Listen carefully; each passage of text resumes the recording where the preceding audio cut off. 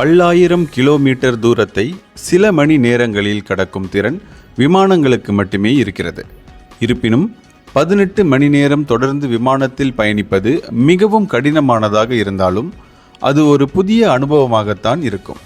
நியூயார்க்கில் இருந்து சிங்கப்பூர் வரையிலான தூரம் 9537 மைல்கள், அதாவது 15,348 கிலோமீட்டர் தூரம். நியூயார்க்கின் ஜான் எஃப் கென்னடி விமான நிலையத்திலிருந்து சிங்கப்பூர் ஏர்லைன்ஸ் விமானம் பயணிகளுடன் 18 மணி 45 நிமிடங்களில் வந்தடைந்தது. இது உலகின் 2வது மிக நீளமான விமான பாதையாக பதிவாகி இருக்கிறது.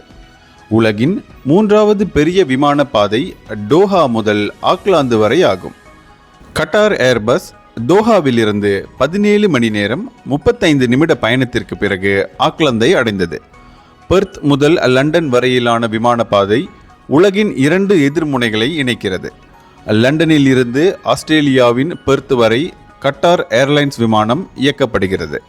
இதற்கான பயண நேரம் 17 மணி 20 நிமிடங்கள் ஆகும்.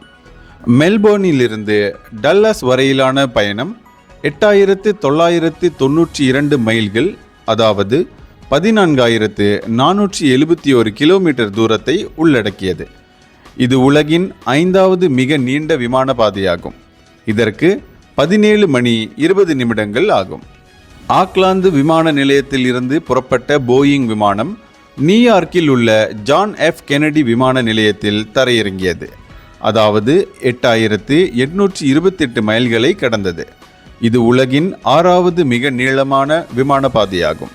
துபாய் அனைத்துலக விமான நிலையத்தில் இருந்து எமிரேட்ஸ் ஏர்பஸ் ஆக்லாந்து விமான நிலையத்தை வந்தடைந்தது. 8824 மைல்களை கடக்க 17 மணி 10 நிமிடங்களை எடுத்துக்கொண்டது.